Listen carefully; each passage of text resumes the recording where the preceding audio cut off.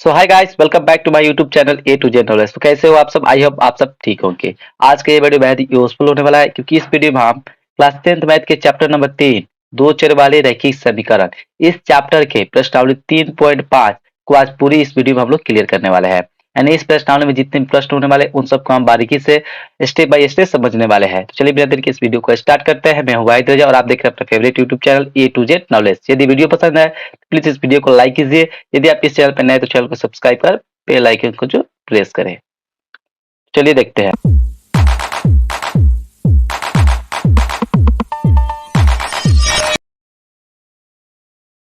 यहाँ पे देखिए प्रश्नावली 3.5 का एक नंबर प्रश्न में क्या पूछा गया है।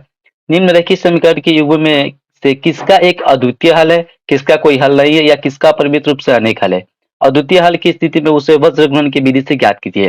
देखिए हमें कुछ इक्वेशंस दिए गए हैं। इन इक्वेशन को सबसे पहले हमें चेक करना है कि कौन ऐसे इक्वेशन है जिसका अद्वितीय हल हो या कोई हल नहीं हो या अपरिमित रूप से अनेक हल हो। यदि अद्वितीय हल किसी का आता है तो उसके लिए हमें वज्र गुणन विधि का प्रयोग कर एक्स और वाई के मान ज्ञात करना है। ठीक है, तो इसको हम लोग वन बाई वन स्टेप समझते हैं। तो देखिए एक में हमें क्या किया है, दो इक्वेशन दिया गया है। तो इससे हमें सबसे पहले चेक करना है कि इसका हल किस प्रकार से आ रहा है, या अद्वितीय हल आ रहा है या कोई हल नहीं होगा या अपरिमित रूप से, यही तीन में से किसी आएगा। तो इसको सबसे पहले चेक करने के लिए क्या करेंगे, या इक्वेशन इसको हम पहले वाले समीकरण को इक्वेशन 1 लेते हैं और दूसरे वाले समीकरण को इक्वेशन 2 ले लेते हैं। ठीक है, अब इससे इक्वेशन 1 की सहायता से यहाँ पर ले लेते हैं थोड़ा हाइलाइटर। अब यहाँ से देखिए, यहाँ से इक्वेशन 1 की सहायता से हम क्या करते हैं, a1 b1 और c2 c1 का मान निकालते हैं। तो यहाँ से 1 हुआ, a माइनस 3 या b माइनस 3 हुआ। उस तरह इक्वेशन 2 की सहायता से हम a2 b2 c2 ज्ञात करेंगे। a2 कितना है 3 है, b2 कितना है माइनस 9 है और c2 माइनस 2 है। ठीक है, इतना हो गया। इसके बाद हम क्या करेंगे, a1 अपॉन a2 निकालेंगे। तो a1 अपॉन a2 कितना होगा, 1 अपॉन 3 हो जाएगा। उसी तरह हम b1 अपॉन b2 निकालेंगे तो कितना हो जाएगा, माइनस 3 अपॉन माइनस 9, इतना हो गया। इसको कटाइए तो कितना आएगा, 1 अपॉन 3 आएगा। यानी ये दोनों क्या अब सेम है, तब c1 अपॉन c2 भी ज्ञात करना पड़ेगा। चलिए c1 अपॉन c2 ज्ञात करते हैं। तो इसमें कितना है माइनस 3 और अपॉन में कितना है माइनस 2 आ गया। अब हम यहाँ पे ध्यान से देख सकते हैं कि इसका मान a1 अपॉन a2 का मान 1/3 आया, b1 अपॉन b2 का मान भी 1 अपॉन 3 आया। बट c1 अपॉन c2 का मान कितना आएगा, माइनस 3/2 आ गया, जो इन दोनों के बराबर नहीं है। तो वही हम यहाँ पर लिखेंगे, यहाँ a1 upon a2 b1 upon b2 के बराबर है और b1 अपॉन b2 ये बराबर नहीं है किसके, c1 अपॉन c2 के। यहाँ पर साफ साफ देख सकते हैं। अब हम लोग जानते हैं कि जब ये कंडीशन आ जाता है तो उस दो रैखिक समीकरण का युग्म का हल कैसा होता है, कोई हल नहीं होता है। तो वही लिखे हमने, अतः दिए गए समीकरण युग्म का कोई हल नहीं होगा। तो यहाँ से हमको इतना ही लाना है। अब देखिए प्रश्न में पूछा गया था यदि अद्वितीय हल आए तो एक्स और वाई के मान ज्ञात किए, पर यहाँ पर क्या है, कोई हल नहीं आया तो हमें कुछ भी नहीं ज्ञात करना है। सिंपल, हम आगे नेक्स्ट क्वेश्चन की तरफ चलते हैं। तो देखिए यहाँ पर 2 नंबर में हमारा प्रश्न आ गया। 2 नंबर में हमें दो इक्वेशन दिया गया है। तो इसको सबसे पहले हम क्या करेंगे, मान लेंगे। अब मानते समय क्या करेंगे, इसको दो चर रैखिक समीकरण के रूप में लिखेंगे। यानी इस समीकरण को, इस 5 को इधर भेज के लिख दीजिए। यानी आंसर हम लिखेंगे 2x प्लस वाई, माइनस आके इधर माइनस 5 बराबर 0 हो गया। इसको इक्वेशन 1 ले लीजिए। उसी तरह इस 8 को इधर भेजिए तो माइनस 8 हो जाएगा। तो ये जगह 3x plus 2y minus 8 equal to 0, इसको समीकरण 2 ले लीजिए। इस एक के अनुसार a1 b1 c1 निकाल लीजिए। तो ये हुआ यहाँ पर 2 है, ये 1 और ये माइनस 5 हुआ। इस 2 के अनुसार निकाले तो क्या होगा, यहाँ पर ये हो जाएगा 3, ये होगा 2 है, यहाँ पर माइनस 8 हो गया। अब यहाँ पे आप क्या कर सकते हैं, a1 अपॉन a2 निकालिए। तो a1 अपॉन कितना है, 2 अपॉन 3 हो जाएगा। उसी तरह b1 अपॉन b2 ज्ञात कीजिए तो कितना हो जाएगा, 1 अपॉन 2 हो जाएगा। अब यहाँ पर हम साफ साफ देख सकते हैं कि जो a1 अपॉन a2 का मान है b1 अपॉन b2 के मान के बराबर नहीं है, क्योंकि ये 2/3 1/2 है, 2 के बराबर नहीं है। तो ये हम यहाँ पर लिखेंगे, यहाँ a1 अपॉन a2 बराबर नहीं है b1 अपॉन b2 के। सिंपल सी बात है। तो जब ये दोनों बराबर नहीं होता है तो बताइए रैखिक समीकरण क्यों में कैसे, ये आपको याद होना चाहिए। जब यह कंडीशन आता है तो रैखिक समीकरण क्यों में क्या होता है, अद्वितीय हल होता है, याद होना चाहिए। तो ये अभी क्या होता है, दिए गए समीकरण युग्म का एक अद्वितीय हल होगा। तो याद रहता, हमने अद्वितीय हल ला दिया। अब प्रश्न में चूंकि पूछा गया था कि अद्वितीय हल की स्थिति में उस समीकरण का हल ज्ञात करिए। तो यहाँ पर अद्वितीय हल आ गया। अब हमें एक्स और वाई के मान इसमें ज्ञात करना पड़ेगा। वो भी कंडीशन में दिया गया था कि वज्र गुणन विधि का प्रयोग कर। तो वज्र गुणन विधि से हम लोग एक्स और वाई के मान कैसे ज्ञात करते हैं, बेहद ही सिंपल इसका मान होता है। ठीक है, ठीक है, वज्र गुणन विधि का प्रयोग कर एक्स और वाई के मान ज्ञात करना बहुत ही आसान है। सिंपल सा एक एक्स का फॉर्मूला होता है, वही लिखा देते हैं। एक्स का फॉर्मूला होता है b1 c2 minus b2 c1 upon में a1 b2 minus a2 b1 होता है। ये एक फॉर्मूला है एक्स का। ठीक है, इसी प्रकार से एक वाई का भी फॉर्मूला होता है, वो भी आपको हम लोग आगे बताने वाले हैं। ठीक है, तो देखिए यहाँ से हम इस फॉर्मूला को लागू करेंगे और ए b1 c2 b2 c1 ये सब इस मान में से क्या करेंगे, इसमें हम पुट करने वाले हैं। चलिए मान को रखते हैं। यहाँ देखिए b1 का मान हुआ 1 और c2 का मान कितना है माइनस 8। उसी तरह ये माइनस वाला यहाँ पे माइनस हो गया। उस तरह b2 का मान कितना है 2 और इंटू c2 c1 का मान कितना है माइनस 5 हो गया। और नीचे बाटा देखिए a1 का मान कितना है 2 और b2 का मान कितना है 2। उसी तरह माइनस का माइनस हो गया और a2 का मान कितना है 3 और b1 का मान कितना है 1, तो 1 हो गया। अब यहाँ पे हमको कैलकुलेशन करना था, कैलकुलेशन कराइए। माइनस 8 में 1 से गुना हुआ तो -8। देखिए ये माइनस माइनस मिलके हुआ प्लस, 5 दूनी 10 हुआ। नीचे देखिए 2 दूनी 4 3 एकम 3 हुआ। अब देखिए 10 में से 8 गया तो 2 बचा, 4 में से 3 गया तो 1, 2/1 यानी 1 आता है। यहाँ पे x का मान हमने 2 ला दिया। उसी प्रकार एक y निकालने का फॉर्मूला होता है जो यह इतना होता है, याद कीजिए। C1A2 माइनस C2A1, उसी तरह A1B2 माइनस A2B1, सिंपल सा फॉर्मूला है। तो देखिए इसमें भी क्या करेंगे हम, यहाँ से इसको मान पुट करने वाले, तो मान पुट कीजिए। यहाँ पर C1 का मान हुआ -5, उसी तरह A2 का मान कितना है, 3 है। सर ये वाला माइनस यहाँ पे है। उस तरह C2 का मान कितना है, -8, और उस तरह A1 का मान कितना है, 2 है, तो 2 लिख दिए। और पावर में कितना है, A1B2 माइनस A2B1। देखिए इसमें भी A1B2 है और माइनस A2B1 है, इसमें भी A1B2 है माइनस A2B1 है, तो जो यहाँ पे आएगा वही यहाँ पे आएगा। 2 गुने 2 माइनस 3 गुने 1 हो गया। यहाँ पे देखिए ये हुआ -15, ये माइनस माइनस मिलके प्लस हो गया, 8 दूनी 16 हुआ। नीचे कितना हुआ, 4 -3। अब 16 में से 15 गया तो 1 आया, 4 में से 3 गया तो 1 आया, 1/1 1 हुआ। तो x के मान हमने 1 लाया और y के मान भी, सॉरी, x के मान हमने 2 लाया और y के मान हमने 1 लाया। तो इस प्रकार से हमने क्या किया, वज्र गुणन विधि का प्रयोग कर इस समीकरण का हल ज्ञात किया। इसी प्रकार से वज्र गुणन विधि से बनाते हैं। आशा करता हूँ आपको समझ में जरूर आया होगा। ठीक है, नहीं आया तो प्लीज रिपीट कीजिए और इसको समझने का प्रयास कीजिए। चलिए चलते इसके नेक्स्ट में। तो नेक्स्ट क्वेश्चन हमारा 3 नंबर में यहाँ पे दे रहा है। हमको भी यहाँ पे 2 इक्वेशन दिया गया है, इसको सबसे पहले हमें चेक करना है कि इसका हल कैसा होगा। तो इसके लिए आंसर में इसको क्या करते हैं, देखिए इस 20 को इधर भेजकर यहाँ पर 2 4 रेखित व्यापक रूप में इसको लिख लिया है। अब इसको हम समीकरण 1 ले सकते हैं, इस 40 को भी उधर भेज दीजिए तो -40 = 0, इसको समीकरण 2 ले लीजिए। अब ध्यान दीजिए इस इक्वेशन 1 के अनुसार A1 B1 C1 ज्ञात कीजिए। यहाँ पर 3 हुआ, -5 है, -20 हुआ। उस समीकरण 2 के अनुसार क्या कीजिए, A2 B2 और C2 ज्ञात कीजिए। तो ये 6 हुआ, ये -10, ये -40 हुआ। ठीक है, तो इतना हो गया। अब क्या कीजिए, आप A1/A2 का मान ज्ञात कर लीजिए। A1/A2 कितना है, 3/6, और 3/6 को घटाइए तो 1/2 में आएगा। उस तरह B1/B2 का मान ज्ञात कर लीजिए। तो कितना है, -5/-10, और इसमें भाग के तो ये भी कितना आ जाएगा, 1/2 आ जाएगा। चूंकि ये दोनों ये बराबर है तो C1/C2 ज्ञात करना पड़ेगा। चलिए ज्ञात करते हैं। C1 कितना है, -20/-40 हो जाएगा, और इसको घटाइए तो कितना आ जाएगा, 1/2 आ जाएगा। अब हम लोग यहाँ पर देख सकते हैं, साफ साफ स्पष्ट है कि 1/E2 का मान जितना है 1/2 है, B1/B2 का मान भी 1/2 है, और C1/C2 का मान भी 1/2 है। यानी इन तीनों का मान आपस में बराबर है। तो वही हम लिखेंगे, A1/A2 जो है B1/B2 के बराबर है, ये जो एक है C1/C2 के बराबर है। ये तीनों आपस में क्या है, बराबर है। और जब ये कंडीशन आता है तो आप बताइए कि रैखिक समीकरण के युग में कैसा होता है। तो आपको याद होना चाहिए, जब ये कंडीशन आ जाए तो 2 छवि रैखिक समीकरण के युग में कैसा होगा, अपरिमित रूप से अनेक हल होता है। तो वही हम लिखेंगे, अर्थात दिए गए समीकरण युग्म का अपरिमित रूप से अनेक हल होगा।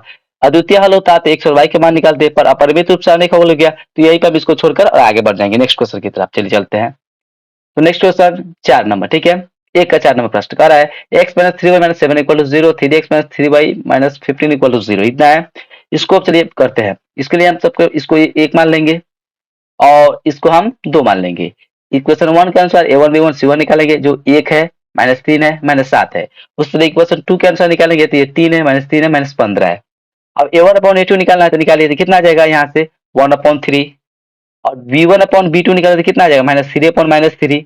अब इसको कटाइए तो कितना, 1 मरतबे कटेगा।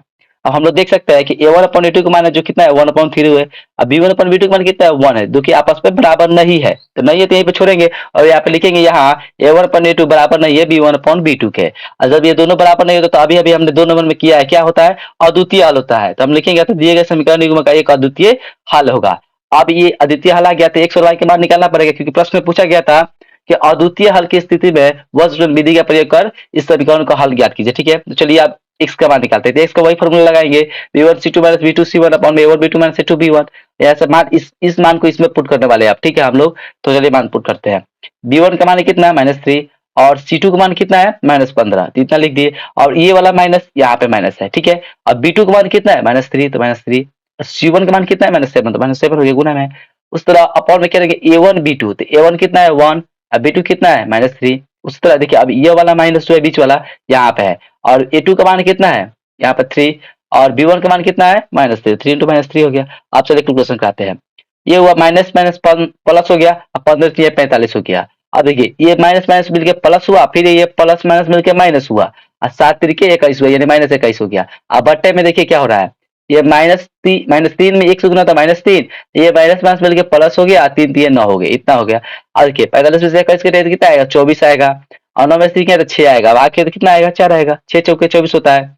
अब x का मान तो हम लोग निकाल लिए, अब y के मान उसी प्रकार से मान निकालते हैं। तो क्या होता है c1 a2 minus c2 a1 upon में a1 b2 minus a2 b1। देखिए वर्गमूल विधि में आपको कुछ खास याद नहीं करना पड़ता है, आपको ये मालूम होना चाहिए कि x का सूत्र क्या होता है और y का फॉर्मूला क्या होता है। इन दोनों को केवल आप याद रखिए और इस प्रकार से आप लोग x और y के मान ज्ञात कर सकते हैं वर्गमूल विधि के प्रयोग कर। तो यदि आपको एग्जाम में वर्गमूल विधि से आ जाता है ज्ञात करने के लिए, तो उसी तरह क्या कीजिएगा आप, क्या कीजिएगा, इसके लिए a1 b1 निकाल लीजिएगा, इसके लिए a2 b2 निकाल लीजिएगा और डायरेक्ट इसका मान x का और y के मान पुट कर और x और y के मान निकाल लीजिएगा। तो चलिए यहाँ पे हमारा मान पुट करने वाला है। तो यहाँ पे मान पुट किया c1 a2 बोल रहा है, तो c1 कितना है हमारा -7 और a2 कितना है 3 है, तो 3 लिख लिए। उस तरह ये वाला माइनस यहाँ पे है यहाँ पर, और c2 बोल रहा है, तो c2 यहाँ पे ध्यान से कितना है -15 है, -15 लिखिए इंटू a1 कितना है 1 है तो 1 लिखिए। अपॉन में देखिए इसमें भी a1 b2 minus a2 b1 है, इसमें भी a1 b2 minus a2 b1 है। ये मैं बार बार बताता हूँ क्योंकि यहाँ पे देखिए जो मान यहाँ पे है वही मान यहाँ पे है, तो जो कैलकुलेशन यहाँ पे होगा वही कैलकुलेशन यहाँ पे होगा। तो 1 इंटू माइनस 3 है तो 1 इंटू -3 -3 इंटू -3 है तो -3 इंटू 3 आप कैलकुलेशन कराइए। अब देखिए ये हुआ -21 और ये हुआ प्लस 15 हो गया, ठीक है। इंटीग्रेट कितना -3 प्लस 9 हो गया। अब देखिए -21 में से 15 के 15 में से -21 करके -6 आया और 9 में सिंह है तो 6 है, 6 में -6 से बाकी है तो कितना है -1 आएगा। तो इस प्रकार हमने वर्गमूल विधि का प्रयोग कर इस इक्वेशन में x और y के मान हमने ज्ञात किया, ठीक है। आशा करता हूँ अभी आपको समझ में जरूर आया होगा। चलिए चलते हैं इसके नेक्स्ट 2 नंबर प्रश्न की तरफ। तो ये 1 नंबर प्रश्न था, अब 2 नंबर प्रश्न में कुछ इस प्रकार से पूछा गया है, क्योंकि 2 में 2 प्रश्न दिया गया है, ठीक है। उसके 2 का 1 नंबर प्रश्न हम पढ़ रहे कर है ए और बी के किन मानों के लिए निम्नलिखित समीकरण के युग्म के अपरिमित रूप से अनेक हल होंगे। तो एक इक्वेशन हमको दिया गया है, देखिए यहाँ पर 2 इक्वेशन दिए गए हैं। इन दोनों इक्वेशन में हमको क्या करना है, ए और बी का ऐसा मान निकालना है जिसके लिए इन दोनों समीकरण को अपरिमित रूप से अनेक हल हो जाए। तो इस प्रकार के प्रश्न यदि आपको एग्जाम में बोर्ड एग्जाम में आ जाते हैं या आपको इस प्रकार का प्रश्न बनाना हो, यदि आपको इसमें डाउट हो तो चलिए मैं बताता हूँ इसको किस प्रकार से चुटकी में हम लोग हल करेंगे। यहाँ पे इसका आंसर लिखने वाले देखिए, हमें जो 2 इक्वेशंस दिया गया है उसको हम सबसे पहले मान लेंगे और 2 चरवाही समीकरण के व्यापक रूप में लाकर मानेंगे, यानी 0 के इक्वल लाकर मानेंगे। इस 7 को इधर में -7 इक्वल टू 0 कर दिए। अब इसको हम समीकरण 1 ले लेते हैं। उसी प्रकार इन सब को भी क्या करना पड़ेगा, इधर भेजना पड़ेगा तब जाके 0 होगा। तो इसको कुछ इस प्रकार से हम लोग लिख लेते हैं, यहाँ से ये हुआ इतना, ये हुआ इतना और इन सबको हम कोष्ठ में लेकर इधर माइनस लगा दिए, क्योंकि ये सब इधर आएगा तो क्या हो जाएगा माइनस हो जाएगा, इक्वल टू 0। इसको हम समीकरण 2 ले लीजिए। इतना तो काम हम कर सकते हैं। उसके बाद क्या करेंगे हम, इस इक्वेशन 1 के अनुसार a1 b1 c1 ज्ञात करेंगे। तो यहाँ पर 2 3 -7 हो गया। उस तरह इक्वेशन 2 के अनुसार हम a2 b2 c2 ज्ञात करेंगे। तो चलिए यहाँ पे ये भी बता देते हैं कि a2 b2 c2 या a1 b1 c1 ये सब होता क्या है। जो हमारा a1 होता है वह x का गुणांक, समीकरण 1 में x का गुणांक, क्योंकि समीकरण 1 है तो सब 1 1 1 होगा। यदि समीकरण 2 है तो सब 2 2 2 होगा। तो देखिए a1 क्या हुआ x का गुणांक, a2 क्या हुआ y का गुणांक और c1 क्या होता है जो अचर पद बच जाता है वही c1 होता है। उसी प्रकार इसमें a2 क्या होगा, इसमें x का गुणांक, तो कितना a माइनस बी तो a माइनस बी। a2 क्या हुआ, b2 क्या हुआ जो y का गुणांक होता है, y में कितना a प्लस बी तो a प्लस बी। और c2 क्या अचर पद जो यहाँ पर पूरा बचा होगा वही माइनस के साथ कितना है 3a प्लस बी माइनस 2 इतना लिख दिए। इतना आपको मालूम चल गया। अब देखिए हमें क्या करना है, अपरिमित रूप से अनेक हल लाना होगा, ठीक है। तो हम लोग जानते हैं अपरिमित रूप से अनेक हल होने के लिए शर्त क्या होता है, यहाँ पे लिखेंगे हम अपरिमित रूप से अनेक हल होने के लिए शर्त क्या होता है, a1/a2 b1/b2 के बराबर होना चाहिए और ये c1/c2 के बराबर होना चाहिए। तीनों ये क्या होना चाहिए, आपस में बराबर होना चाहिए। अब ये जो हमने मान रखा है इस मान को हम लोग इस पे पुट करेंगे। यहाँ पे चलिए पुट करते हैं। तो ये देखिए a1 का मान 2 है तो 2 रखे, उस तरह a2 का मान कितना है a माइनस बी है तो a माइनस बी लिखिए, इक्वल का है तो इक्वल लगा दिए। और b1/b2 यानी b1 कितना है 3 अपॉन इतना 3 upon a plus b equal to है तो इक्वल टू c1/c2 कितना है -7 है और c2 कितना है माइनस में इतना है तो पूरा इतना लिख दिए। अब हम लोग यहाँ पे एक समझने वाली बात है कि देखिए ये तीनों क्या है आपस में बराबर है, सिंपल सी बात है। अब इसलिए बात है कि ये वाला और ये वाला भी बराबर होगा और ये वाला भी बराबर होगा। ये तीनों आपस में बराबर है तो ये फर्स्ट वाला थर्ड वाला के बराबर होगा और सेकंड वाला भी थर्ड वाला के बराबर होगा। तो अब क्या करें, किसी दो को लेकर चलते हैं। सबसे पहले हम इन दोनों को उठाते हैं, यानी फर्स्ट वाले को और थर्ड वाले को उठाते हैं। तो इन दोनों को बराबर कर दिए। अब देखिए ये माइनस से माइनस क्या हो जाएगा, कट जाएगा। तो ये अब देखिए 2/a-b और ये माइनस माइनस खत्म हो गया, केवल इतना बच गया। अब यहाँ पे हम लोग देख सकते हैं, तो यहाँ पे हम लोग त्रिया गुना कराने वाले हैं। यहाँ पे हम त्रिया गुना कराते हैं, यहाँ पे देखिए तो गुना कराएंगे तो क्या हो जाएगा, ये हो जाएगा 3 दूनी 6a और प्लस 2b और माइनस 2 दूनी 4 हो जाएगा। और 7 से इधर त्रिया गुना कराएंगे तो क्या हो जाएगा 7a और माइनस 7b हो जाएगा। सिंपल सी बात है। और देखिए इस 7a और माइनस 7b को इस इक्वल साइन के इधर ही रखते हैं, ठीक है। और ये जो तीनों पार्ट है इस पार्ट को क्या करते हैं हम इक्वल साइन के इधर लाने का प्रयास करते हैं। तो देखिए यहाँ पर ये हुआ 7a माइनस 7b जिस तरह था उसी तरह रह गया। अब इसको यदि इक्वल साइन की इधर ले जाएंगे तो -6 से हो जाएगा, इस 2b को इधर ले जाएंगे इक्वल साइन तो -2b हो जाएगा, इस -4 को इधर ले जाएंगे तो +4 हो जाएगा, ठीक है। और इधर केवल कितना बच गया है, 0 बच गया है, सिंपल सी बात है। अब देखिए इस 7 को ए में से 6 को ए गया तो ए को ए बचा, और देखिए -7 को भी -2 को भी कितना -9 को भी हुआ, अब +4 = 0 हुआ। इतना समझ में आया होगा आपको, एकदम समझ में आ रहा होगा। देखिए इस 4 को आप इधर भेज दीजिए आप, तो क्या हो जाएगा, a -9 b = +4, इधर आके -4 हुआ। अब इसको आप समीकरण 1 लिख सकते हैं, ठीक है। अभी हमारा आंसर नहीं आया, अभी हमें a और b का मान निकालना है। यहाँ पे प्रश्न में पूछा गया है a और b के किन मानों के लिए, तो a और b का मान निकालना है। अभी हमें एक इक्वेशन मिला है, अभी हमें एक और इक्वेशन चाहिए, तो वह इक्वेशन कैसे आएगा, इस इक्वेशन को आप लोग याद कर लीजिए, a -9 b = -4 है, ठीक है। इसको मैं बाद में बताऊंगा अभी। अब देखिए इन दोनों को हम लोग बराबर कर चल रहे थे अभी, ठीक है। अब हम क्या करेंगे, इन दोनों को बराबर करेंगे, यानी सेकंड वाले को और थर्ड वाले को बराबर करेंगे। अभी हमने क्यों बताया है कि तीनों आपस में बराबर है, तो इससे भी बराबर होगा या इसके भी बराबर होगा, सेकंड वाले थर्ड वाले को अब हम बराबर कर, चलिए चलिए नेक्स्ट पेज में चलते हैं। तो नेक्स्ट पेज में यहाँ पर समझते हैं, देखिए सेकंड वाला थर्ड वाला के बराबर हो गया, इस फिर माइनस से माइनस कट जाएगा, तो ये 3 अपन इतना इतना हो गया। अब फिर 3 गुना कराइए, तो ये हुआ कितना, 3 3 9 ए +3 बी, अब सॉरी माइनस है तो 3 दूनी कितना -6 हो जाएगा, और 7 में इसको 7 ए +7 बी हो गया, इतना आ गया। अब देखिए अब क्या कीजिए आप, इसको इधर ही रहने दीजिए, अब इन दोनों को इधर आप भेज दीजिए, ठीक है। तो ये हुआ 9b + 3b - 6, और देखिए 7 है इधर आके -7b हो गया, और 7b में इधर आके -7b = 0 आ गया, ठीक है। देखिए 9 को ए में से 7 को ए घटा तो कितना आया, 2 को है, सिंपल है। और देखिए 3 को बी में से 7 को बी घट रहा है, यानी कम में से ज्यादा घट रहा है, तो जब कम में से ज्यादा घटता है तो माइनस में आता है, और बड़ा में छोटा कहते हैं, 7 में से 3 गया 4, माइनस में 4 भी हो जाएगा, और -6 का -6 = 0, ठीक है। इतना समझ में आया। अब देखिए इस 2a -4b को रहने दीजिए, इस 6 को इधर भेज दिए, तो ये हुआ 2a - 4b = 6, ठीक है। इसको आप समीकरण 2 ले लीजिए। अब याद कीजिए हमें समीकरण 1 में क्या रखा था, यहाँ पर बताते हैं। देखिए समीकरण 1 में हमको दिया गया था a -9b = -4, और समीकरण 2 में आया 2a - 4b = 6, ठीक है। अब हमें a और b का मान ज्ञात करना है, तो इन दोनों समीकरण को हल करेंगे और a और b का मान ज्ञात करेंगे। तो देखिए यहाँ पर हम लोग देख सकते हैं, इस इक्वेशन में यदि हम केवल 2 से गुना करा दे, तो यहाँ पर 2 से गुना होता है, ये हो जाएगा 2a, होगा कि नहीं, 2a होगा, और इसमें भी 2a है, जो कि घटाएंगे तो क्या हो जाएगा, कट जाएगा। तो क्या करते हैं हम, समीकरण 1 में क्या करते हैं, 2 से गुना कराते हैं। यहाँ पर समीकरण 1 है, इसमें हम 2 से गुना कर घटाएंगे, ठीक है। तो चलिए सबसे पहले इसमें 2 से गुना कीजिए, तो 2 से गुना कीजिए क्या हो जाएगा, 2a -9 दूना 18 भी इक्वल टू कितना हो जाएगा, -8 हो जाएगा, एकदम सिंपल है। और इसको घटाना है तो इसको लिख देंगे इस तरह 2 को, 2a - 4b = 6, सिंपल है। अब इसको घटाना है तो चिन्ह इसमें बदलेगा, ये प्लस है तो ये हो जाएगा माइनस, ये माइनस है तो ये हो जाएगा प्लस, ये भी प्लस है तो क्या हो जाएगा, माइनस हो जाएगा, ठीक है। यहाँ पे देखिए +2a, यहाँ पे +2a -2a कट जाएगा एकदम। अब यहाँ पे हम लोग देखेंगे ये प्लस में 4 गो बी है और माइनस में 18 गो बी है, यानी 4 गो बी में से 18 गो बी घट रहा था, कितना माइनस में 14 बी आचा, 14 बी। और देखिए ये माइनस में 8 और माइनस में 6 जुट रहा था, कितना -14 हो जाएगा। इसलिए बी का मान निकाला तो कितना आ जाएगा, -14 में 14 से भाग लगा तो 1 आया। यहाँ पर हमने बी का मान ज्ञात कर लिया फाइनल, ठीक है। अब इस बी के मान को हम लोग समीकरण 2 में रखकर क्या करेंगे, ए का मान ज्ञात करने का प्रयास करेंगे। तो वही हम लिखेंगे समीकरण 2 से, समीकरण 2 यहाँ पे इसको लिख लेते हैं, ठीक है। अब यहाँ पर बी की जगह कितना रखना है, 1 रखना है, तो 2a का 2a -4 × 1 हो जाएगा = 6 हो जाएगा। अब 2a होगा 4 में 1 से हुआ तो 4 = 6, इस 4 ये देखिए माइनस में दिख रहा है, इधर लाके इसको प्लस कीजिए, तो ये हुआ 2a = 6 +4 हो गया, तो 2a बराबर कितना है 10 है, तो a बराबर कितना हो जाएगा 5 हो जाएगा। सॉरी यहाँ पे एक थोड़ा सा मिस्टेक हो गया टाइपिंग करने में, यहाँ पर जब हम ए से भाग करेंगे, इसमें 2 से लाकर भाग करने कितना आ जाएगा, एक सॉरी 5 आ जाएगा, 10 में 2 से भाग कितना है 5 है, तो यहाँ पर थोड़ा मिस्टेक हो गया है, यहाँ पर 5 होना चाहिए। तो आशा करता हूँ ये भी आपको समझ में आया होगा। अब इसके नेक्स्ट में चलते हैं। तो 2 में एक प्रश्न था, दूसरा नंबर यहाँ पर दे रहा है, कह रहा है के किस मान के लिए निम्नलिखित समीकरण की युग्म का कोई हल नहीं है, ठीक है। अब के का मान हमें ज्ञात करना है, हमको इक्वेशन यहाँ पर इस प्रकार से दिया गया है। अब यहाँ पे के का ऐसा मान हमें ज्ञात करना है जिसके लिए युग्म का कोई हल नहीं हो, तो सिंपल से हमने इसका जो एक नंबर बनाया उसी प्रकार से इसको भी बनाएंगे। यहाँ पर क्या करेंगे, इसका आंसर लिखते हैं। ये जो पहला इक्वेशन दिया इसको इक्वेशन 1 बनाने के लिए इस 1 को इधर भेजेंगे, तो -1 हो जाएगा = 0, इसको 1 मानते हैं।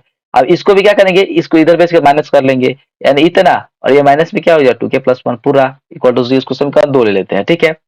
इस 1 के अनुसार a1 b1 c1 निकालते हैं, तो 3 1 -1 हो गया। इस 2 के अनुसार a2 b2 c2 ज्ञात करते हैं, तो 2k - 1 k - 1 2k + 1 हो गया, इतना आ गया। अब a1 अब सॉरी यहाँ पे देखना है हमको, अब प्रश्न में क्या बोल रहा है, कोई हल नहीं होना है, ठीक है। तो कोई हल नहीं होने का शर्त क्या होती है, आप लिखेंगे कोई हल नहीं होने के लिए शर्त क्या होता है, a1/a2 = b1/b2 is not equal to c1/c2, यानी यह कंडीशन होता है। तो अब यहाँ से A1 इस सब का मान इसमें पुट करेंगे, तो पुट कीजिए, ये हुआ 3/2k-1, A1/A2 तो 3 इतना, यहाँ पर B1/B2 तो 1/k-1 यहाँ पर, इज नॉट C1/C2 तो -1/-2k+1 इतना हो गया। ठीक है, अब देखिए यहाँ पर ध्यान से क्या कीजिए आप, ये तीन देखिए, यह इसके बराबर है, यह इसके बराबर नहीं है, तो चूंकि यह तो इसके बराबर है ना, तो इसी दोनों को आप बराबर करके चलिए, इन दोनों को। ठीक है, चलिए करते हैं। यहाँ पर आप क्या किए, 3/2k-1 और 1/k-1, यहाँ से आप तिर्यक गुना करा लीजिए। तिर्यक गुना क्या है तो क्या हो जाएगा, 3 में k से गुना होता है 3k, और 3 -1 से होता है -3, इस 1 से इस पे गुना होता है, दूसरा है उस पे हो जाएगा 2k-1 हो जाएगा। इस 2k को आप इधर भेजिए और इस -3 को आप इधर भेजिए, तो देखिए 3k इधर था और 2k इधर आके -2k हो गया, इधर -1 पहले से बराबर की इधर है और -3 इधर आके +3 हो गया है। ठीक है, 3 गो k में से 2 गो k गया तो ये गो k बचा, और 3 गो में से 2 आया, यानी फाइनली k का मान कितना आया, 2 आया। तो इस प्रकार से हमने k का 2 मान निकाला है, k का जो मान है कितना है, 2 आया है। k के 2 मान के लिए इस रैखिक समीकरण युग्म का कोई हल नहीं होगा। तो इस प्रकार से इसका आंसर इस प्रकार से हम लोग बनाएंगे, हमारा जो जितना मार्क्स का प्रश्न होगा उतना में उतना हमको मिलेगा। ठीक है, इस प्रकार के प्रश्न आपके बोर्ड एग्जाम में पूछते रहते हैं, इसको आप गौर से ध्यान से देखिएगा। तो चलिए चलते इसके नेक्स्ट 3 प्रश्न में। 3 प्रश्न में कुछ इस प्रकार से क्वेश्चन दिया गया है, निम्न रैखिक समीकरण की युग्मों को प्रतिस्थापन एवं वज्र गुणन विधियों से हल कीजिए, किस विधि को आप अधिक उपयुक्त मानते हैं। ठीक है, तो देखिए हमें 2 इक्वेशंस दिए गए हैं, इन इक्वेशंस को हमको बोल रहा है कि प्रतिस्थापन विधि एवं वज्र गुणन विधि से ज्ञात कीजिए। ठीक है, तो आज की इस वीडियो में हम क्या करेंगे, इसको हम केवल वज्र गुणन विधि से बताएंगे। ठीक है, प्रतिस्थापन विधि से हम इसलिए नहीं बता रहे हैं क्योंकि इसके प्रीवियस जो वीडियो है उसमें हमने प्रतिस्थापन विधि से आपको बहुत ही अच्छे से बताया। यदि आपने इससे पहले वाले प्रश्नावली के वीडियो नहीं देखा है तो जाके देख लीजिए, प्लेलिस्ट में पड़ा होगा, तो आप लोग वहां से देख के इस प्रतिस्थापन विधि बना सकते हैं। और आप जरूर कमेंट कीजिएगा कि आपको प्रतिस्थापन विधि बनाने में मजा आ रहा है या वज्र गुणन विधि जो अभी हम सिखाएंगे वह बनाने में मजा आ रहा है। ठीक है, जो अच्छा लगे वो आप कमेंट में जरूर कीजिएगा। ठीक है, चलिए देखते हैं। तो इसे हम आज वज्र गुणन विधि से बनाते हैं, प्रतिस्थापन विधि से आप बना लीजिएगा। चलिए वज्र गुणन विधि समझते हैं। वज्र गुणन विधि बनाने के लिए सबसे पहले क्या कीजिए, इन समीकरण को 9 को इधर रखकर 2 4 रैखिक समीकरण के रूप में लिख लीजिए। यहाँ पे होगा 0, समीकरण 1 लिख लीजिए, ये 4 इधर आके हो जाएगा -4, ये भी इसको 0, इसको समीकरण 2 लिख लीजिए। समीकरण 1 के अनुसार A1 B1 C1 निकालिए, तो ये हुआ 8 5 -9, और यहाँ 2 के अनुसार निकाल लीजिए, कितना हो जाएगा 3 2 -7, इतना हो जाएगा। अब क्या करना है, अभी हमने बताया है कि वज्र गुणन विधि से बनाना बहुत ही सिंपल बात है, बहुत ही यूनिक बात है। तो यहाँ से वज्र गुणन विधि में क्या होता है, एक x निकालने का फॉर्मूला होता है, वही हम लगाते हैं। देखिए यहाँ पे x निकालने का फॉर्मूला क्या होता है, B1 C2 B2 C1 upon में A1 B2 A2 B। बहुत ही अच्छा फॉर्मूला, इसको आप याद कर लीजिएगा। ठीक है, तो यहाँ पे क्या करें, इस मान को इस पे पुट करेंगे, तो मान पुट कीजिए। B1 का मान कितना है 5, तो 5 गुणे C2 का मान कितना है -4, तो -4, ये वाला माइनस है तो यहाँ पे आ गया। B2 का मान कितना है 2, तो 2, और यहाँ पे C1 का मान कितना है, यहाँ पे देखिए C1 का मान कितना है -9, तो -9 लिख दिए। अपॉन में क्या है, देखिए A1 B2, तो A1 8 और B2 2, 8 गुने 2, और A2 B1, तो A2 3 और B2 कितना है, B1 कितना है 5, 3 गुने 5 आ गया। अब यहाँ से अब क्या कैलकुलेशन करते हैं, तो ये देखिए यहाँ पे कैलकुलेशन, ये -4 में 20 से 5 से गुना तो -20, ये माइनस माइनस बोल के प्लस 9 दूनी 18 हुआ, तो -20 + 18 बटा नीचे देखिए 8 दूनी 16 -3 × 5 15, तो यहाँ पे देखिए सॉरी 18 में से 20 घटा, यानी कम में से ज्यादा घटा है तो माइनस में आएगा, तो -2 हो जाएगा। और 16 में से 15 गया तो 1 है, -2 बटे 1 यानी कितना आएगा 2 आएगा, -2 आ गया इसका आंसर। यानी x का मान हमने 2 ला दिया। अभी y के मान निकालना है, तो y का भी एक फॉर्मूला होता है बहुत ही अच्छा। y का फॉर्मूला क्या है, C1 A2 C2 A1 upon में A1 B2 A2 B1 इतना होता है। अब यहाँ से हम क्या करेंगे, इस मान को इसमें पुट करेंगे, पुट कीजिए। यहाँ पर C1 हो गया, C1 कितना है -9, और A2 कितना है, A2 यहाँ पर हम देख सकते हैं कितना है 3 है, तो 3, और ये माइनस वाला माइनस, और C2 कितना है -4, तो -4 हो गया। इंटू A1 कितना है 8 है, तो 8 ये अपॉन में देखिए A1 B2 A2 B1 इसमें भी है, A1 B2 A2 B इसमें भी है, तो जो यहाँ पर कैलकुलेशन है वही यहाँ पे होता है 8 गुने 2 -3 गुने 5, यहाँ से कराए कैलकुलेशन। तो ये होगा कि देखिए यहाँ पर -9 में 3 से तो -27, ये माइनस माइनस प्लस हो गया 4 बटे 32, और नीचे 16 -15 हुआ। यहाँ पे देखिए 32 में से 27 कट रहा है तो 5, 16 में से 5 गया तो 1 आया, यानी 5 में 1 से भागा तो कितना है 5 आ गया। तो सिंपल सी बात, यहाँ पे x बराबर 2 -2 y बराबर 5 आ गया। तो ये रहा इसका आंसर। अब चलिए चलते हैं इसके नेक्स्ट में।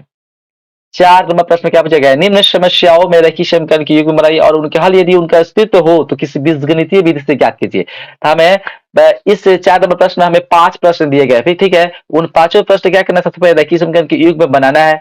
यदि उनका अस्तित्व हो तो यानी अद्वितीय हल की स्थिति में हम क्या करेंगे, उसे किसी बीजगणितीय विधि से बनाते हैं। बीजगणितीय विधि 4 है, देखिए एक आलेखीय विधि होता है, एक प्रतिस्थापन विधि, एक विलोपन विधि, एक वज्र गुणन विधि। तो जो विधि हमें पसंद पड़ेगा अपना ऊपर है, यहाँ पे कोई बताया नहीं गया है कि किस विधि से बनाना है, आपको बोल रहा है कि किसी भी विधि से बना सकता है। तो आपको जो विधि अच्छा लगेगा या हम जो विधि बताएंगे उसको आप समझने का प्रयास कीजिए। चलिए इसके 1 नंबर प्रश्न से चलते हैं। 1 नंबर प्रश्न कुछ इस प्रकार से, इतना बड़ा सा प्रश्न है, पर ये आपको चिंता लेने की कोई बात नहीं। इस प्रश्न को हम लोग बहुत ही इंटरेस्टिंग तरीके से पढ़ेंगे और इंटरेस्टिंग तरीके से बनाने का प्रयास करते हैं। चलिए पढ़ते हैं। एक छात्रावास के मासिक व्यय का एक भाग नियत है तथा शेष इस बात पर निर्भर करता है कि छात्र ने कितने दिन भोजन लिया है। जब एक विद्यार्थी ए को जो 20 दिन भोजन करता है, 1,000 रुपया छात्रावास के व्यय के लिए अदा करने पड़ते हैं, जबकि एक विद्यार्थी बी को जो 26 दिन भोजन करता है, छात्रावास के व्यय के लिए 1,180 रुपया अदा करना पड़ता है। नियत व्यय और प्रतिदिन भोजन का मूल्य ज्ञात कीजिए। ठीक है, बहुत ही इंटरेस्टिंग प्रश्न है। चलिए इसको हम समझाते हैं। यहाँ पे देखिए, हमें क्या क्या ज्ञात करना है, हमको नियत व्यय ज्ञात करना है और प्रतिदिन भोजन का मूल्य ज्ञात करना है। तो जो ज्ञात करना होता है, देखिए दो चीज देखिए, जो ज्ञात करना है उसी को आप क्या किसी मान लीजिए। तो हमें नियत व्यय ज्ञात करना, तो इसको मानते हैं, इसको मान लेंगे नियत व्यय, कि नियत व्यय बराबर 100 रुपया और प्रतिदिन भोजन का मूल्य क्या, Y रुपया मान लेंगे। सिंपल सी बात है। अब हम प्रश्न लागू करेंगे इसमें। देखिए प्रश्न में बोल रहा है कि कोई जो एक विद्यार्थी ए है जो 20 दिन भोजन करता है, तो सबसे पहले बात यह है कि जो व्यक्ति ए है वह 20 दिन भोजन करेगा, तो वो तो नियत तो देगा ही, क्योंकि एक भाग नियत कर दिया गया है। आप जो अतिरिक्त दिन कीजिएगा उसको सिवाय छोड़ के जो नियत भाड़ा है उसका तो ऊपर लगभग करेगा, जो नियत रुपया उसको लगेगा, यानी एक्स तो इस पर पहले ही लग जाएगा। और 20 दिन अतिरिक्त कर रहा है, तो 20 दिन के लिए अतिरिक्त के लिए वाई है, तो 20 के लिए कितना हो जाएगा, 20 वाई हो जाएगा। एक दिन अतिरिक्त के लिए कितना है, प्रतिदिन भोजन का मूल्य कितना है, Y रुपया, और 20 दिन अतिरिक्त कर रहे थे कितना है, 20 वाई हो जाएगा। यानी एक्स प्लस 20 वाई का मूल्य कितना दिया, 1,000 रुपया। X plus 20 y equal 1,000। इसको हम समीकरण 1 लेते हैं। अब उसी प्रकार फिर हम पुनः प्रश्न से करेंगे। एक विद्यार्थी बी है जो 26 दिन भोजन करता है, तो ये भी 26 दिन करेगा, इसमें नियत व्यय तो पहले ही लग जाएगा, तो एक्स इसमें भी लगेगा, तो एक्स इसमें लग जाएगा, और 26 दिन एक दिन प्रतिदिन हो जाएगा, मूल्य कितना है, Y रुपया। तो 26 दिन के लिए कितना, 26 वाई होगा। यानी एक्स प्लस 26 वाई बराबर कितना दिया, 1,180 दिया है। सिंपल सी बात है। इसको समीकरण 2 लेते हैं। अब इन दोनों समीकरण को हल करना है, तो हमें बोल रहा था किसी भी बीजगणितीय विधि से ज्ञात कीजिए, तो हमको सबसे आसान विलोपन विधि लगता है, तो हम विलोपन विधि का सहारा लेंगे और इस इक्वेशन को हल करने का प्रयास करेंगे। तो चलिए विलोपन विधि समझते हैं। यहाँ पर हम लोग देख सकते हैं कि दोनों में x का गुणांक 1 है और इसमें भी x का गुणांक 1 है। तो क्या करेंगे, हम इस इक्वेशन से यदि इक्वेशन को घटा दे तो x कट जाएगा, y का मान निकल जाएगा, और फिर हम y का मान समीकरण 2 से निकाल लेंगे। तो चलिए वही हम लिखते हैं। समीकरण 1 में से समीकरण 2 को घटाने पर, सिंपल सी केवल घटाना है। चलिए घटाते हैं। समीकरण 1 लिख लेते हैं और समीकरण 2 को लिख देते हैं। यहाँ पे घटाना है तो इसका चिन्ह बदलेगा, तो ये प्लस है तो ये माइनस, और ये प्लस है तो ये भी माइनस, ये भी प्लस तो ये भी माइनस हुआ। ठीक है, यहाँ पे माइनस हो गया तीनों। ये प्लस एक्स माइनस एक्स खत्म, खत्म हुआ। और देखिए 20 को y में से 26 को y घट रहा है, तो कितना आएगा, ज्यादा में से कम घटा है तो माइनस में 6y हुआ। और देखिए 1,000 में से 1,180 घट रहा है तो कितना है, माइनस 180 आ जाएगा। सिंपल सी बात है। यहाँ से y का मान निकालिए आप, तो कितना आ जाएगा, माइनस 180 है, ये गुना में इधर माइनस 6 आ जाएगा, ये सब भाग में कितना है, 30 मरतबे करेगा, यानी y के मान हमें फाइनली 30 मिल गया है। ठीक है, अब इस y के मान को हम समीकरण 2 में पुट करेंगे और x का मान निकालेंगे। विलोपन विधि में यही करना होता है। अब समीकरण 2 से लिखे हम क्या, समीकरण 2 लिख लेते हैं यहाँ पर। ठीक है, y के मान हमें 30 रखना है, तो यहाँ पर 30 से गुना कराएंगे, तो x हो गया हमारा, और 26 गुना 30 हो जाएगा बराबर 1,180। यहाँ से x बराबर क्या हो जाएगा, 780। इस पे आप गुना करा के देखिए तो कितना आएगा, 780 आने वाला है। ठीक है, और अब 1,180, इस 780 इधर प्लस इधर लाके माइनस कर दीजिए, तो x बराबर क्या हो जाएगा, 1,180, ये माइनस में 780 आएगा, इसमें से घटाइएगा तो सिंपल सी बात है, 1,180 में से 780 घटा था, केवल 400 बच रहा है, तो x बराबर हमारा कितना आया, 400 आया। तो देखिए हमें नियत व्यय माना था ₹100, जो कि कितना है, 400। तो वही हमें लिखेगा, अतः नियत व्यय बराबर ₹100 बराबर 400 रुपया, तथा प्रतिदिन भोजन का मूल्य कितना माना था हमने, Y रुपया माना था, जो कि कितना है, 30 रुपया। तो इस प्रकार से हमने 4 नंबर का 1 नंबर प्रश्न का बहुत ही बेहतरीन तरीके से हमने इसका आंसर ज्ञात कर लिया। ठीक है, आशा करते हुए प्रश्न बनाकर आपको अच्छा लगा होगा। प्लीज अच्छा लगे तो प्लीज इस वीडियो को लाइक कीजिए, हमें मोटिवेट कीजिए, और इस वीडियो को आप अपने दोस्तों में शेयर करिए, क्योंकि वो भी इस वीडियो का लाभ उठा सके। चलो चलते इसके नेक्स्ट में। तो नेक्स्ट में हमारा कुछ इस प्रकार से प्रश्न दिया गया है। भिन्न वाला प्रश्न है, बहुत ही इंटरेस्टिंग प्रश्न है। एक भिन्न 1/3 हो जाती है जब उसके अंश से 1 घटाया जाता है, और वह 1/4 हो जाता है जब हर में 8 जोड़ दिया जाता है। वह भिन्न ज्ञात करें। ठीक है, तो भिन्न में हमें मालूम होना चाहिए एक अंश होता है और एक हर होता है, इसी अंश और हर का केवल खेल होता है। ठीक है, तो हमें भिन्न ज्ञात करना है तो पहले भिन्न मानना पड़ेगा, और भिन्न मानने के लिए हमें अंश और हर का मालूम होना चाहिए। ठीक है, तो आप लिखेंगे, माना कि अंश को x मान लेंगे जो कि ऊपर रहता है, तथा हर को क्या मान लेंगे, y जो नीचे रहता है। तो जब अब अंश मालूम चल गया, हर मालूम चल गया, तो भिन्न ज्ञात करना बहुत ही आसान है। इसलिए भिन्न क्या हो जाएगा, x/y। सिंपल बात है, अंश बटे हर को भिन्न कहते हैं, तो अंश हमारा x है, y हमारा हर है। तो प्रश्न से लिखेंगे हम। प्रश्न में क्या बोला गया है, जब अंश से 1 घटाया जाता है तो 1/3 हो जाता है, तो अंश से ये घटाएंगे यानी एक्स में से ये घटाएंगे और वाई को उस तरह छोड़ देंगे, यानी एक्स माइनस वन बटे वाई, तो ये कितने बराबर होता है, 1/3 के बराबर हो जा रहा है। सिंपल सा बात है, ठीक है, यहाँ आप आपको समझ में आया होगा। अब देखिए इसमें आप 3 गुना कराइए, 3 गुना करके क्या हो जाए, 3x-3 होगा, और y में 1 से तो y हो गया। इस y को आप इधर भेजिए और 3 को इधर भेजिए, ये हुआ 3x, इधर आके -y, ये -3 इधर आके +3 हो गया। इसको आप समीकरण 1 ले लीजिए। अब ये हम क्या करेंगे, पुनः प्रश्न यहाँ पर लागू करेंगे। पुनः प्रश्न में हम क्या करेंगे, यहाँ पर आप देख सकते हैं कह रहा है जब हर में 8 जोड़ दिया जाता है, तो हर हमारा y है, इसमें आप 8 जोड़ दीजिए और अंश को उसी तरह छोड़ दीजिए, तो क्या हो जाएगा, x अब बटे y प्लस 8, हर में 8 जोड़ दिए तो कितना 1/4 हो जा रहा है, यहाँ पर लिख रहे 1/4 हो जा रहा है, कितना आ गया। और इसमें फिर तीन गुना कराइए, ठीक है, होगा 4x इक्वल टू, इधर इसमें गुना किया तो y प्लस 8 हो गया, इस y को इधर भेजिए क्या हो जाएगा, 4x minus y equal to 8, simple सा बात है। अब देखिए इसको आप समीकरण 2 ले लीजिए। अब हम इसको भी क्या करेंगे, विलोपन विधि से बनाएंगे, बहुत इंटरेस्टिंग प्रश्न। देखिए इसमें y का गुणांक 1 है, इसमें y गुणांक 1 है, तो केवल हम क्या करेंगे, और देखिए यहाँ पर चिन्ह माइनस है, ये भी चिन्ह माइनस है, दोनों सेम चिन्ह है तो घटा देंगे, तो समीकरण 1 में से समीकरण 2 को घटाने पर, चलिए समीकरण 1 यहाँ पर लिख लिए यह वाला, और समीकरण 2 यहाँ पर लिखते हैं नीचे, यहाँ पर लिख दिए। अब घटाना है तो पाई देते हैं, और घटाना है तो चिन्ह बदलेगा, तो ये प्लस है तो ये भी माइनस, और ये वाला माइनस है तो क्या हो जाएगा प्लस, और ये वाला प्लस है तो क्या ये माइनस हो जाएगा। देखिए माइनस में वाई, प्लस में वाई, खत्म हो गया, एकदम बात है सिंपल। अब यहाँ पे देखेंगे हम 3 को एक्स में से 4 को एक्स घट रहा है, यानी कम में से ज्यादा घट रहा है, तो माइनस में एक्स आ जाएगा। और यहाँ पे देखिए 3 में से 8 घट रहा है, यानी कम में से ज्यादा, तो -5 आएगा। इस माइनस से माइनस घटाएंगे तो एक्स बराबर कितना आ जाएगा, 5 आ जाएगा, यानी एक्स बराबर हमने 5 लाया। अभी हमें y का मान निकालना है, इस x के मान को हम लोग समीकरण 2 में पुट करेंगे, y का मान निकालेंगे, तो लिखेंगे समीकरण 2 से, समीकरण 2 क्या है यहाँ पे है, इस वाला समीकरण को यहाँ पे लिखिए, इस x के मान को इसमें रखना है, तो 4 में 1 से गुना कराएंगे, तो ये हुआ 4 गुणे x पे 5 माइनस वाई इक्वल टू 8 हो गया, ये 4 5 20 हुआ, माइनस वाई इक्वल टू कितना 8 हुआ। इस y को आप इधर भेज के प्लस वाई कर दीजिए, इस 8 को इधर करके -8 कर दीजिए, तो ये हुआ 20 -8 इक्वल टू वाई, इसीलिए y बराबर कितना हुआ, 20 में से 8 घटा तो 12, y बराबर 12 आ गया।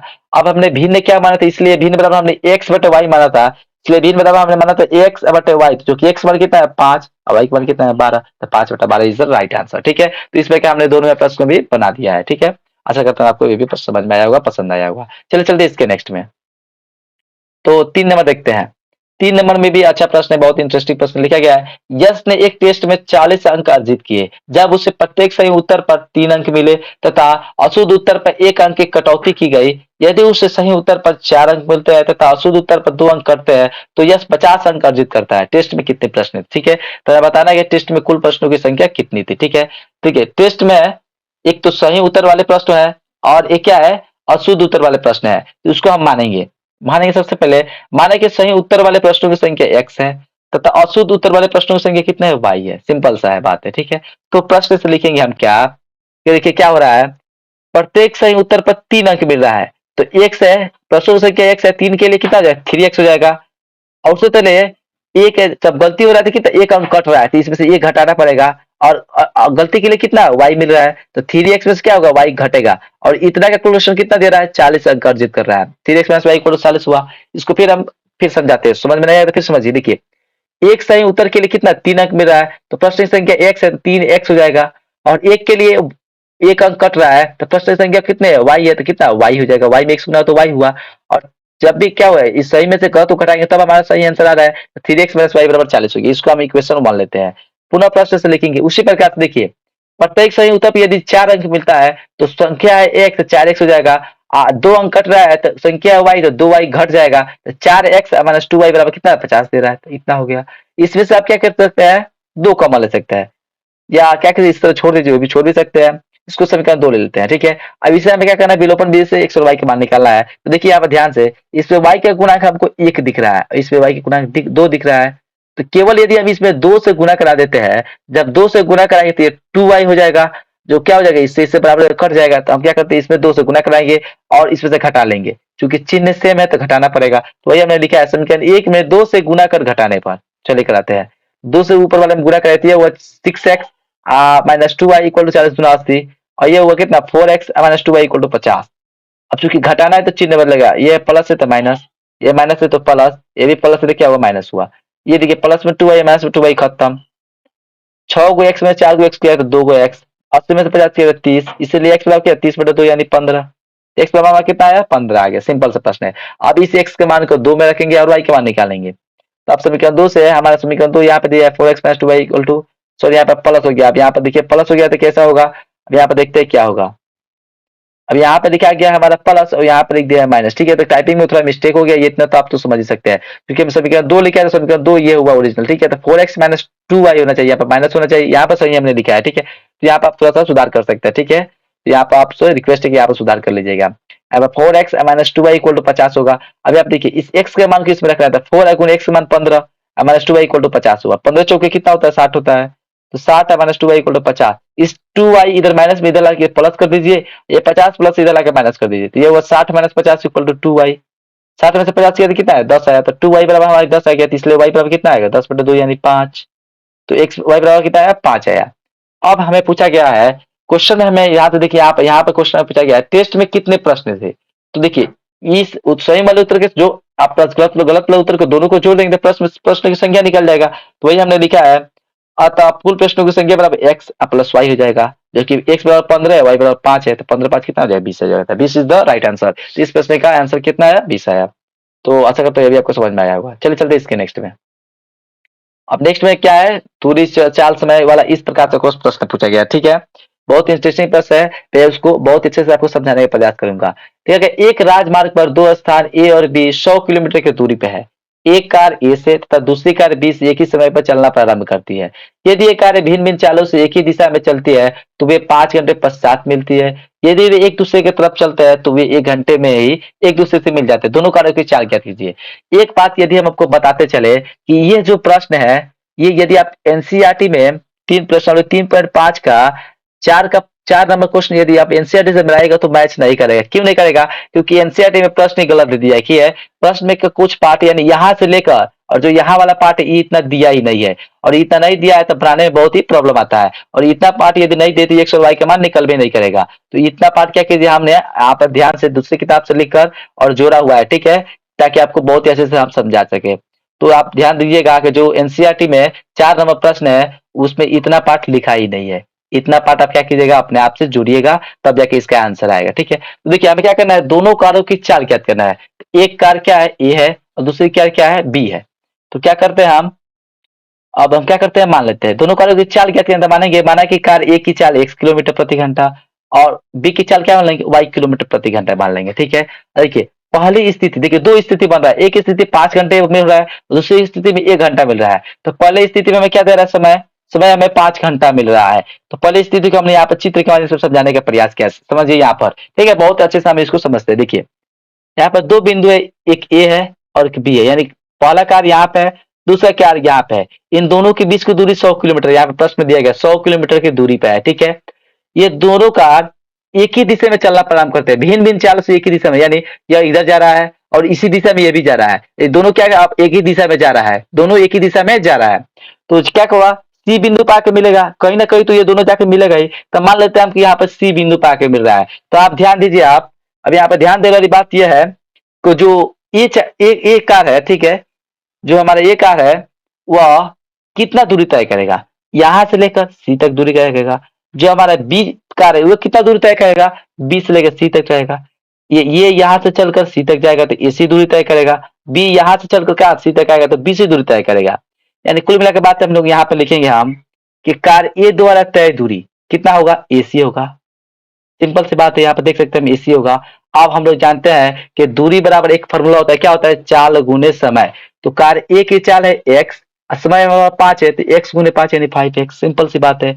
उसी तरह कार बी द्वारा तय दूरी कितना हो जाएगा, बीसी, बीसी हो जाएगा, क्योंकि बीसी यहीं से यहाँ तक जा रहा है तो बीसी हो जाएगा। और दूरी बराबर क्या होता है, चाल गुने समय। तो कार बी की चाल है वाई और समय हमारा 5 है, तो समय 5y हो जाएगा, सिंपल सी बात है। अब इस चित्र के अनुसार हम लोग एक बात निष्कर्ष कर सकते हैं कि एसी जो है, ये पूरा एसी जो है कितना है, ए बी प्लस बीसी के इक्वल है। ये तो आपको देख ही सकते हैं, ये पूरा किसके इक्वल है, एसी जो है किसके इक्वल है, ए बी के प्लस बीसी के इक्वल है। तो वही लिखे हमने एसी बराबर ए बी प्लस बीसी। अब ऐसा मान रखते हैं, ठीक है। इस एसी का मान छोड़ दीजिए, आप ए बी का मान निकालिए सबसे पहले। तो ए बी बराबर हमारा क्या हो जाएगा, ये बीसी इधर प्लस इधर आके घट जाएगा, यानी एसी माइनस बीसी हो जाएगा। अब ए बी बराबर देखिए ध्यान से कितना दिया है, इस ए बी का मान पूरा कितना है 100, तो 100 रख लीजिए। और एसी का मान देखिए अभी कितना लाया है 5x, तो 5x माइनस बीसी का मान कितना है 5y, तो 5y इतना हो गया। अब 5x इसको इधर लिखते हैं, इसको इधर लिखते हैं, तो 5x minus 5y equal to 100 हो गया। इसमें से 5 कॉमन ले लीजिए आप, तो कितना हो जाएगा, इसमें से 5 कॉमन, इसमें केवल x बचा, इसमें केवल -y बचा। ये जो 5 कॉमन, ये 100 से लाके इसमें भाग के तो 20 आ गया, तो यानी x - y के मान 20 है। इसको हम समीकरण 1 लेते हैं। अब देखिए, अब यहाँ पर हमें दूसरी कंडीशन समझने की जरूरत है। अब दूसरी कंडीशन में हमें देख क्या दे रहा है, जब वे एक दूसरे की तरफ चलते हैं तो 1 घंटे में मिल जाते हैं। तो अब हमें समय दे दिया 1 घंटा, यहाँ पर ठीक है।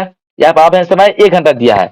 और देखने वाली, एक समझने वाली बात यह है, एक कार ए हुआ, एक कार बी हुआ, दोनों के बीच की दूरी 100 है, 100 दूरी तो वही रहेगा। इसमें कार दोनों एक ही दिशा में चल रही थी। अब इसमें क्या है, दोनों एक दूसरे की तरफ चल रहा है, यानी यह इस मुंह चल रहा है, अब यह इधर चलने लगा, ये दोनों एक दूसरे की तरफ चलने लगा।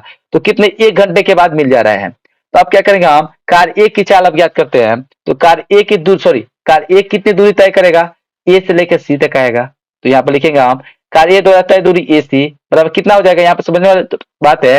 तो अब दूरी बराबर क्या होता है, चाल गुने समय। तो कार ए की चाल तो x ही रहेगा, और समय बदल गया है, कितना हो गया, समय हमारा 1 घंटा हो गया, तो x गुने 1 बराबर x हो जाएगा।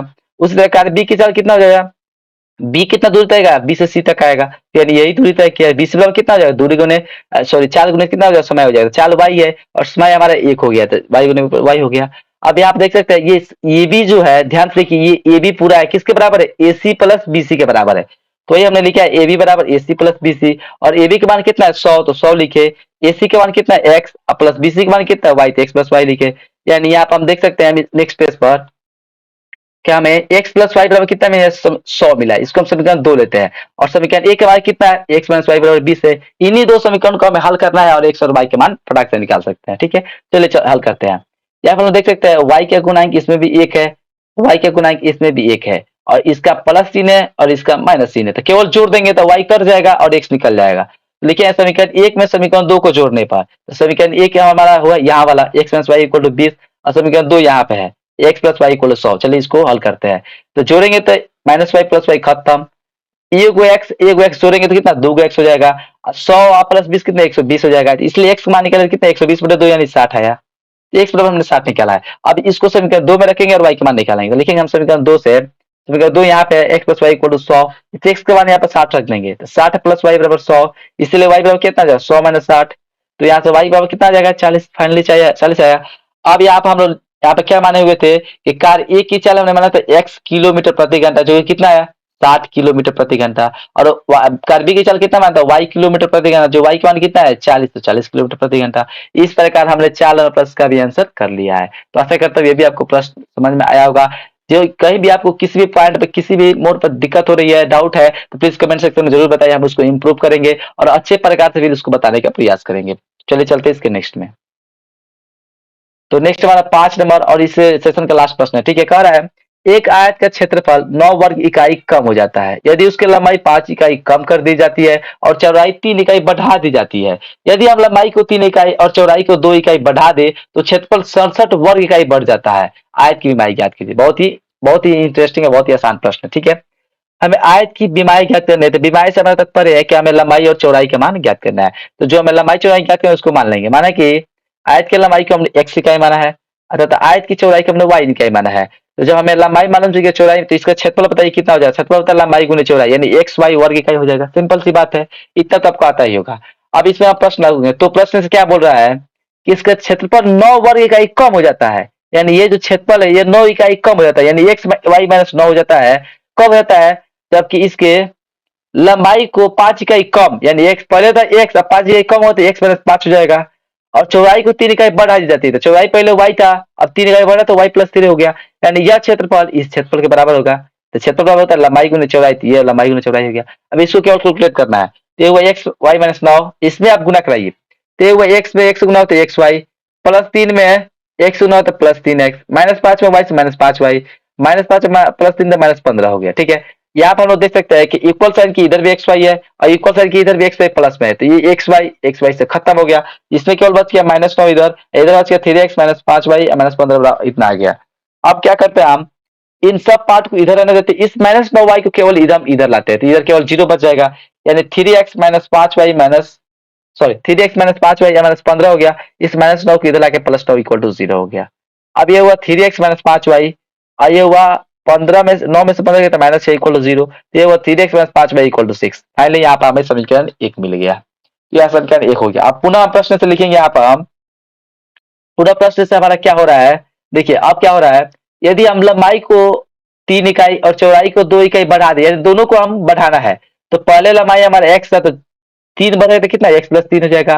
पहले चौड़ाई हमारा y है, अब जब 2 बढ़ेगा तो कितना y प्लस 2 हो जाएगा।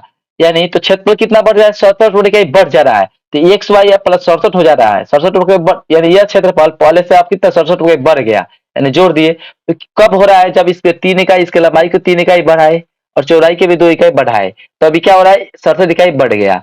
तो यहाँ से इस प्रकार से हो गया। अब इसको प्योर क्या करना, कैलकुलेट करना है, तो एक्स वाई इक्वल टू 67 इसमें गुणा कराइए, तो x Y 2x plus 3y plus 6 आएगा, इसमें गुणा कराइएगा तो ठीक है।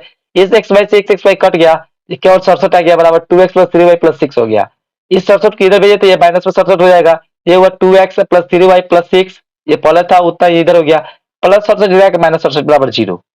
ये हुआ 2x प्लस 3y, 6 में से 67 गया था माइनस 61 इक्वल टू 0। ये हुआ 2x प्लस 3y, 61 इधर आके प्लस 61 हो गया। यहाँ पर पहले हमें समीकरण 2 मिला है। अब हमें इसे विलोपन विधि से हल करना है और एक y का मान ज्ञात करना है। सिंपल सा प्रश्न है। देखिए इसमें आप ध्यान से देख सकते हैं, इसमें y के गुणांक 5 है और इसमें y के गुणांक 3 है। तो इस y के गुणांक से इसमें गुणा कर दीजिए और इस y के गुणांक से इसमें गुणा कर दीजिए। तो इसका 3 है तो इसमें 3 से गुणा कर दीजिए, अब इसका गुणांक 5 है तो इसमें आप 5 से गुणा कर दीजिए। तो वही हम लिखेंगे, समीकरण 1 में 3 से तथा समीकरण 2 में 5 से गुना कर क्या करना पड़ेगा, आप देखिए इसका गुणांक प्लस है और इसमें माइनस है तो जोड़ना पड़ेगा। तो लिखेंगे हम समीकरण 1 में 3 से तथा समीकरण 2 में 5 से गुना कर जोड़ने पर। तो चलिए चलते हैं, हम नेक्स्ट पेज पर जोड़ते हैं। तो इसमें आप 3 से गुना कराया है, तो देखिए इसमें 3 से गुना तो क्या है, 9x माइनस 15y बराबर 18। देखिए आप आपको कितना 3 से इसमें गुना कराना है, यहाँ पर 3 से गुना कराया तो ये 3 3 9, आप 15 हो जाएगा प्लस 18 हो जाएगा। तो वही हमने लिखा है 9x माइनस 15y बराबर 18। इसमें यदि आप 5 से गुना करें कितना हो जाएगा, 10x प्लस 15y बराबर 305 हो जाएगा। यहाँ पर देख सकते हैं, जब हम यहाँ पर 5 से गुना करेंगे तो कितना हो जाएगा, 10x plus 3y equal to 5 का 5 5 30, 305 हो जाएगा।